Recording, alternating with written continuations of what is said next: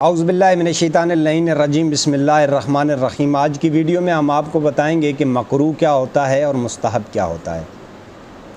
कुछ लोग जो लाइल्मी की वजह से मकरूह को हराम गर्दान रहे होते हैं और मुस्तहब को भी वाजिब या फ़र्ज़ गर्दान रहे होते हैं, उनको उन तक हम पहुँचाएँगे कि मकरूह क्या होता है और वाजिब क्या मुस्तहब क्या होता है, और ये भी बताएँगे कि वाजिब और फ़र्ज़ में क्या फ़र्क है, और ये भी बताएंगे कि निजासात कौन कौन सी हैं और कितनी हैं, और तहारात की कितनी इक़साम हैं और कौन कौन सी हैं।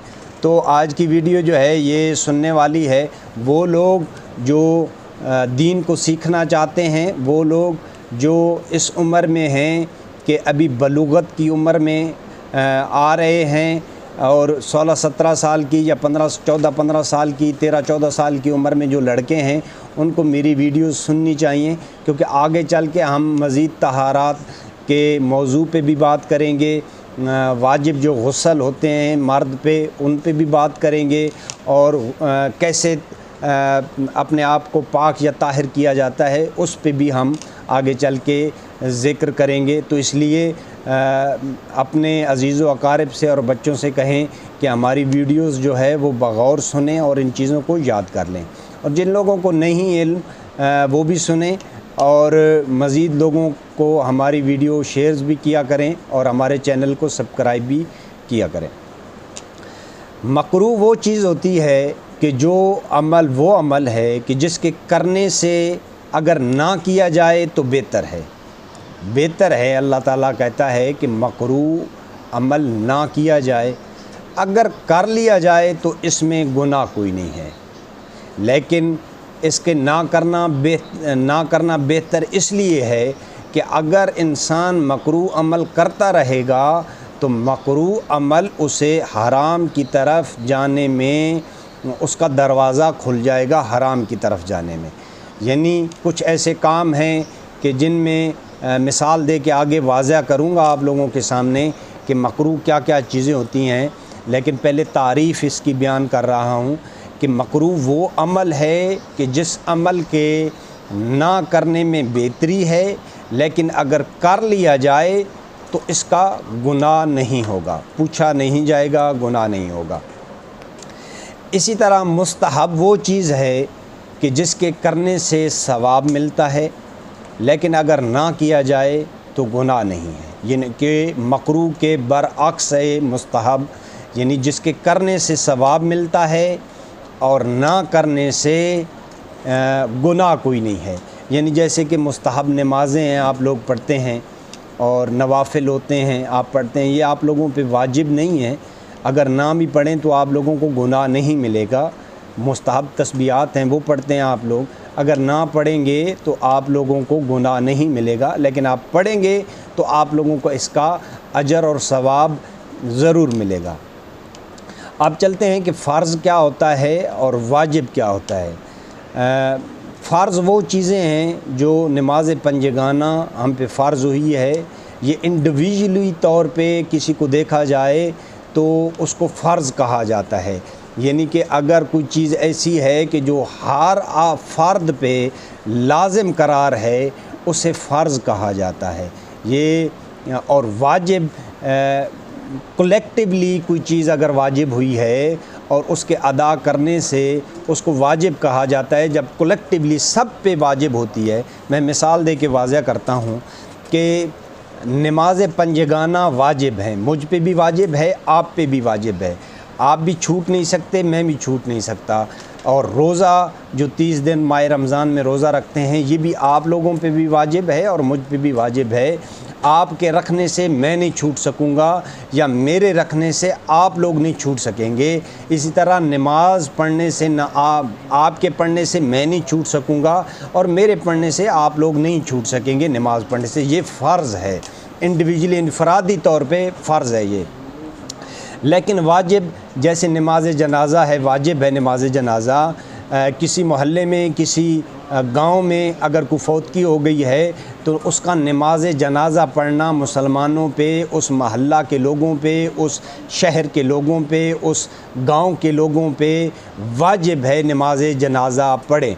लेकिन अगर उसमें, उस नमाज जनाज़ा में मैं शरीक नहीं हो पा रहा किसी वजह से, तो एक जो मखसूस तादाद है गांव में से अगर 50 लोग भी या 100 लोग भी नमाज जनाज़ा पढ़ आते हैं, तो बाकी लोगों पे जो नमाज जनाज़ा की का वाजिब होना है वो साकित हो जाता है। उससे उनकी पूछ नहीं होगी, क्योंकि वो कलेक्टिवली सब पे वाजिब हुआ था नमाज जनाज़ा। और नमाज जनाज़ा पूरा गांव पे पढ़ना, अगर गांव में से कोई चीज़ 10 या 15 या 20 या 50 लोग नमाज जनाज़ा पढ़ के आ जाते हैं, तो बाकी जितने बच्चे हैं लोग, उन पे वो वाजिब का सवाल नहीं किया जाएगा। इसी तरह अगर कोई नमाज, किसी मस्जिद में नमाज नहीं पढ़ी जा रही और उस मस्जिद को आबाद करना उस महल्ला पे, उस बस्ती पे, उस गांव पे वाजिब है कि उस माज़र चाहता हूँ, उस गांव में जो है वो नमाज उस मस्जिद को आबाद किया जाए। लेकिन उस मस्जिद को आबाद करने में अगर 20 लोग या 10 लोग या 15 लोग अपना किरदार अदा करते हैं और सुबह शाम अज़ानें दे के वहाँ पे नमाज शुरू कर देते हैं, तो वो उसका वाजिब होना तमाम महल्ला पे उसका वाजिब साकित हो जाएगा। लेकिन जब तक वो आबाद नहीं होती, वो तमाम पे वाजिब रहेगा। तो ये वाजिब है। और फ़र्ज़ मैं बता चुका हूँ कि फ़र्ज़ क्या है। फ़र्ज़ वो नमाज़ें हैं जो हम पे इंडिविजुअली उतरी हैं, मेरे पढ़ने से मेरी नमाज ही जो है वो अदा होगी, किसी और की नमाज अदा नहीं हो सकती। ये तो हो गया वाजिब और फ़र्ज़ में फ़र्क, और मकरू और मुस्तहब का भी फ़र्क बता दिया है। अब मैं आपको बताता हूँ कि निजासात के अहकाम क्या हैं और निजासात की कितनी इक़साम हैं और कितनी हैं निजासात। तो जैसे कि उलमाए कराम ने कुतुब में लिखी हैं और मुज्तहिदीन कराम ने कुतुब में इनको दर्ज किया है बेआइनी ही, उसी तरह आप लोगों को बताते हैं कि निजासात की 10 इक़साम हैं। जो निजासात हैं, निजस चीज़ें हैं, वो उनकी इक़साम जो हैं वो 10 हैं। इनमें सबसे पहले माज़र चाहता हूँ, इनमें सबसे पहले पेशाब जो है वो निजस है। दूसरा पाखाना निजस है। तीसरा मनी जो ख़ारिज होती है वो भी निजस है। चौथी मुर्दार जो है वो निजस है, वो जानवर जो मुर्दार हो जाए वो निजस है। पाँचवा खून निजस है। छठा कुत्ता जो है वो भी निजस है। और सातवां सूअर जो है वो भी निजस है। आठवां काफिर जो होता है वो भी निजस है।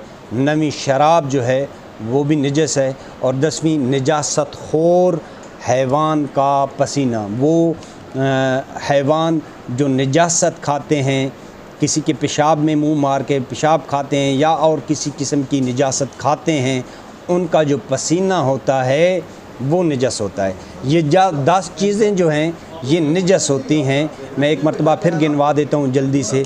पेशाब निजस होता है, पाखाना निजस होता है, मनी निजस होती है, मुर्दार निजस होता है, खून निजस होता है, कुत्ता निजस होता है, सूअर निजस होता है, मुर्दार निजस होता है, शराब निजस होती है। और 10वीं वो जानवर जो निजासत खाता है उसका पसीना निजस होता है। इसके अलावा इनकी तफसील आगे चल के आप लोगों की अगर दिलचस्पी हुई और आप लोगों ने मेरी वीडियोस को देखा तो दिलचस्पी हुई तो आगे चल के इनकी मैं आपको तफसील भी बताऊंगा।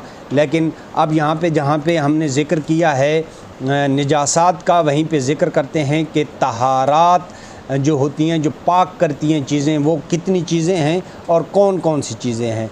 टोटल जो उलमाए कराम ने लिखी हैं 12 चीज़ें हैं जो पाक करती हैं। इनमें सबसे पहले जो है वो है पानी। पानी पाक करता है। पानी जो है पाकीज़ा है और पाक करता है पहले। फिर ज़मीन है, फिर सूरज है, फिर इस्तिहाला है, फिर इनकलाब है, फिर छठे नंबर पे इंतकाल है, 7वें नंबर पे इस्लाम है, 8वें नंबर पर तबीयत है और 9वें नंबर पर ऐन निजासत का ज़ाइल होना है। 10वें नंबर पर निजासत खाने वाले हैवान का इस्तबरा है और 11वें नंबर पर मुसलमान का गायब होना है और 12वें नंबर पर शरई तरीके से ज़िबाशुदा हैवान के बदन से खून का खारिज होना है। ये 12 चीज़ें जो हैं ये मुत्तहरात में हैं और ये चीज़ों को पाक करती हैं। अब इनकी तफसील है, यानी तहारात की तफसील है, निजासात की तफसील है और फिर जो है वो तहारात की तफसील है। पेशाब, मनी का इखराज और इसी तरह जो मैंने आपको निजासात चीज़ें बताई हैं, इनसे पाक कैसे हुआ जाता है आगे चल के ये आप लोगों को बताऊंगा। अगर आप लोगों ने मेरी वीडियोस को पसंद किया तो इंशाअल्लाह ज़रूर और हौसला अफजाई की तो ज़रूर इस टॉपिक को जारी रखूँगा और आप लोगों तक ये मालूमाती वीडियोस पहुँचाता रहूँगा। तब तक के लिए इजाज़त दीजिए। आपका बहुत शुक्रिया। मेरे चैनल को सब्सक्राइब भी कर दें और बेल आइकन को भी दबा दें ताकि मेरे आने वाली वीडियोस जो हैं वो आप तक पहुंच सकें और मेरी वीडियोस अपने बच्चों को भी दिखाया करें ताकि उनको इल्म हो कि कौन सी तहारात हैं और कौन सी निजासात चीज़ें हैं कि जो जिनसे हमें बचना चाहिए वो कौन सी हैं, ताकि बच्चों को इल्म हो।